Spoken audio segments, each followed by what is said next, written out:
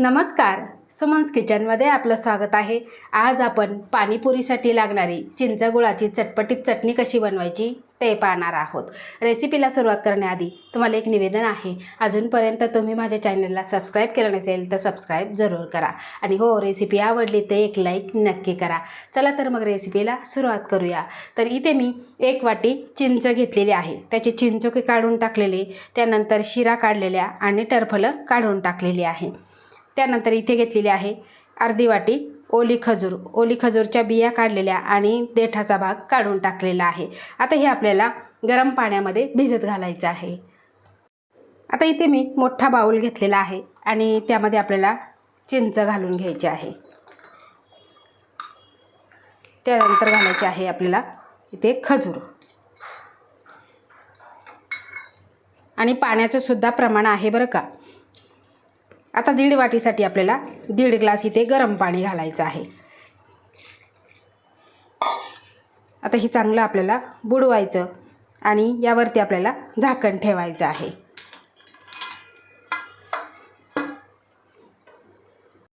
अर्धा तास झालेला आहे आणि चिंच खजूर छान असं भिजलेलं आहे। तर इथे मी मोठं मिक्सरचं भांडं घेतलेलं आहे आणि त्या भांड्यामध्ये आपल्याला हे सगळं घालून घ्यायचं आहे आणि आपल्याला मिक्सरला हे बारीक असं फिरवून घ्यायचं आहे। आता मिक्सरला फिरवल्यानंतर लगेच आपल्याला हे गाळून घ्यायचं आहे। चिंच आणि खजुराचं मिश्रण आपण गाळून घेतलेलं आहे। आता आपल्याला चटणी बनवायची, त्यासाठी इथे मी गॅसवर कढई गरम करायला ठेवली आहे आणि अशी चटणी बनवायची असेल, कारण आंबट गोड आहे आणि आंबट कोणताही पदार्थ बनवायचा जर असेल तर त्यासाठी नॉनस्टिकचं किंवा स्टीलचंच भांडं वापरायचं आहे। आता यामध्ये घालायचं आहे आपल्याला हे चिंचेचं मिश्रण।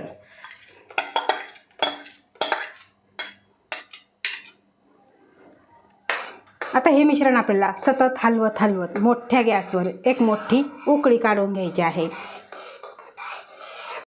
चिंचेला छान अशी उकळी आलेली आहे। आता यामध्येच घालायचं आपल्याला गूळ।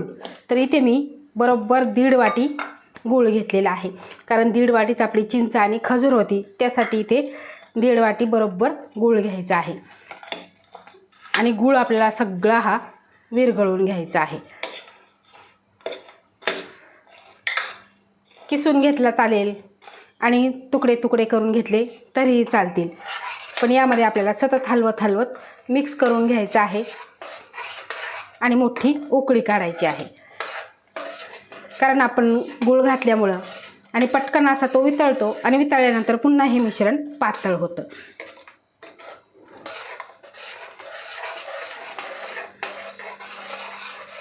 तर इथे चटणीला उकळी आलेली आहे आणि गूळसुद्धा विरघळलेला आहे। तुम्ही इथे बघू शकता छान असा दाटसरपणा आलेला आहे।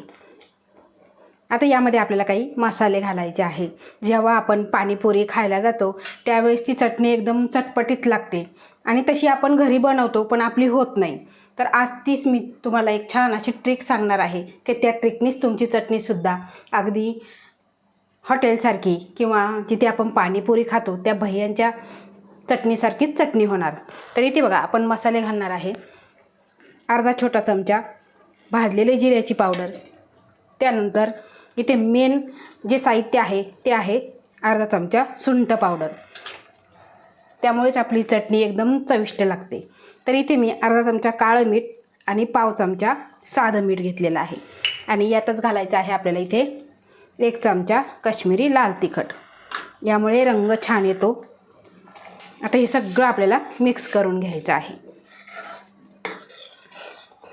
आता नेहमी तुम्ही चटणी बनवत असाल, असा मसाला घालत नसाल, तर मी ज्या पद्धतीने केली त्या पद्धतीचा मसाला तुम्ही घालून बघा आणि तशी चटणी बघा, एकदा बनवून बघा। ती चटणीसुद्धा तुम्ही म्हणाल की जशी ठेल्यावर मिळते तशीच चटणी तयार झालेली आहे। आता याला फक्त आपल्याला 2 ते 3 मिनटे आटवून घ्यायचं आहे आणि चटणी तयार झाली की नाही हे कसं कळणार, त्यासाठी तुम्हाला ते सुद्धा मी पुढे सांगणार आहे। 2 मिनिटांनंतर तुम्ही इथे बघू शकता चटणी छान अशी दाटसर झालेली आहे। आता ही चटणी तुम्ही चाट बरोबर, पाणीपुरी बरोबर किंवा कचोरी बरोबर खाऊ शकता। घरात भाजी आवडीची नसेल तर चपातीला लावून खाऊ शकता, तोंडी लावण्यासाठी सुद्धा खाऊ शकता. आणि ही चटणी तुम्ही थंड करून हवाबंद काचेच्या बरणीमध्ये भरून ठेवायची आणि फ्रीजमध्ये ठेवायची. 6 महिने छान टिकते. तर दाटसरपणा तुम्ही इथे बघू शकता. आता आपल्याला चटणी झाली की नाही कसं ओळखायचं, तर इथे बघा पाठीमागच्या बाजूला जे मिश्रण लागलेलं आहे तिथे फक्त आपल्याला बोट फिरवायचं आहे आणि ते एकत्र होत नाही या अर्थी समजायचं की आपली चटणी इथे तयार झालेली आहे. करायला खूप सोपी आहे आणि खायला एकदम टेस्टी आहे. आता मुलांना बाहेरचं खावंसं वाटलं तर त्यांच्यासाठी अशी चटणी बनवायची आणि पाणीपुरी बनवायची किंवा रगडा बनवायचा. तर अशा ह्या सोप्या पद्धतीने तुम्ही ह्या उन्हाळ्याच्या दिवसामध्ये ही चिंचेची चटपटीत चटणी जरूर करून बघा आणि तुम्हाला माझी ही आजची रेसिपी कशी वाटली ते मला कमेंट करून नक्की सांगा. आवडल्यास लाईक करा, शेअर करा, सबस्क्राईब करा आणि बाजूचं बेल आयकॉन बटन प्रेस करा. धन्यवाद.